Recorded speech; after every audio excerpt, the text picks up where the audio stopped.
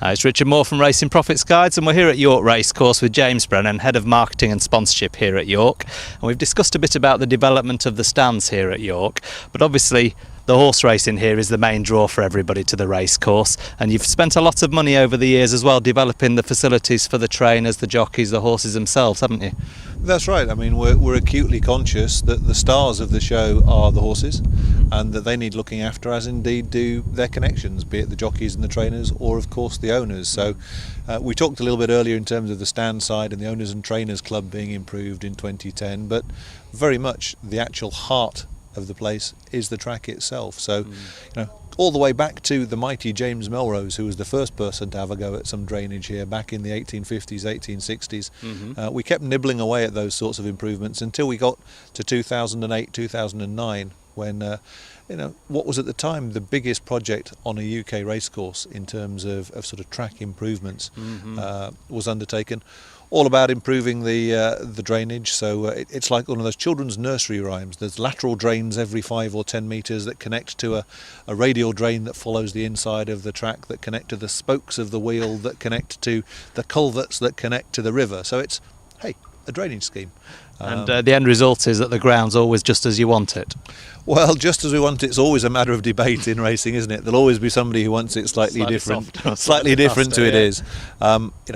It gives the guys the options to try and make the best of what we can with the Knavesmire. All the way back in history, it was an ice age Quite lake, a wet place, wasn't it? Yeah. and still is called Knavesmire. So here's a myth to bust for you: it is actually above river level. Some people would convince you that it's below the level of the river Ouse. It's not. Pretty close, but it's not actually below the level of the river. But that does known for flooding, isn't it, York? But you're pretty lucky here, are you, with that? Yeah, I mean, in the winter, if you come, sometimes at the times of high flooding, you will see bits of the main Knavesmire flooded. What that actually is the culverts and the drains backing up. It's not the river overtopping. But it can be a wet place, but certainly the drainage has improved that significantly. And 4 or 5 years on from that, the Clarking team and the ground staff are learning the new characteristics and when they can water and how that all works. Because at the same time, and during the heat wave of 2013, it kicked in, we also put in a state-of-the-art irrigation system. I've seen the sprinklers go in early when we were driving down the A64. You could see all the water coming onto the track. It's both a modern sprinkler system and also the docking points for the Briggs irrigator, which the closer we get to racing, the more exact the watering needs to be. So the clever machine that is the Briggs irrigator would be used out of season, out of the main racing area. The sprinklers allows us to just keep it fresh, and if we need to put a little bit of feed on and wash it in, then that's what we can do with that investment. Oh, fabulous. And then the stables themselves for the horses, they're on the other side of the course, off Tadcaster Road, is that correct? They are technically a secret location under Jockey Club protocols. Top secret. But yes, if you ever came as a school party, you'd find the stables, because outside of racing, we use the stable lad hostel accommodation to let some school children come and enjoy this wonderful city of ours. But they're effectively on the back straight.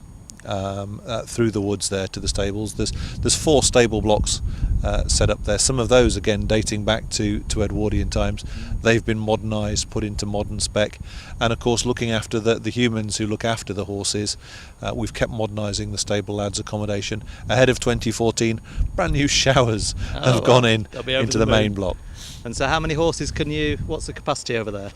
Well, our safety limit now is only 20 a race as a maximum, so we probably don't need the full capacity that we've got over there. I would think it's probably getting on for 120 as a capacity, but we rarely need that in many of these days. The race day, yeah. And then obviously coming bang up to date, we've got the new developments that are going on at York. Most of those again are aimed at the owners, the trainers, the connections to the horses. Yes, the 2014 new thing to see at York will be the first phase of what we've termed the Northern End Development Project. And it's absolutely aimed at trying to provide the best experience for horsemen and indeed the horses in their care. So it's a new pre-parade ring, flatter, bigger than its predecessor, brand new stabling blocks around it, for saddling up both open and closed blocks, new vet facilities, We've incorporated learning from the heatwave of 2013, space for the water misting fans if we need those. So it's a proper way to come in. You'll come in at the north, go round and round the pre-parade ring, into the parade ring, out and do your thing on the track. Hopefully come back into the winners enclosure. If it's not quite your afternoon, you'll go straight into the washdown area, which again is now separate to the pre-parade ring. So it's a proper flow of horses where they won't be colliding into each other, as perhaps was the case in former years when it was all a little bit cramped. We've managed to get an extra third of an acre, which was the key to making it all happen. So we're looking forward to seeing how that settles in through 2014. Smashing. And then the new building that's been finished off for this year, that's for connections, is it, after the race? There's two bigger new buildings that people will see. The one with the round roof is an area to quite properly celebrate with winning connections. So that'll come on stream during the 2014 season and it'll help them celebrate winning their share of the £6 million plus in prize money. The bigger building to the eastern side, or to the right, as you would look at the pre-parade ring, is going to be the new weighing room. So that's a proper 21st century sporting pavilion. The Edwardian one had a certain charm to it, but if you'd said to our Edwardian ancestors, we want a medical room, we want a physio room, we want a jockey's lounge, we want space for female riders, they'd have looked at you slightly quizzically. The new one's got all of that and more. Oh, lovely. That's a great insight to York. Thank you very much, James.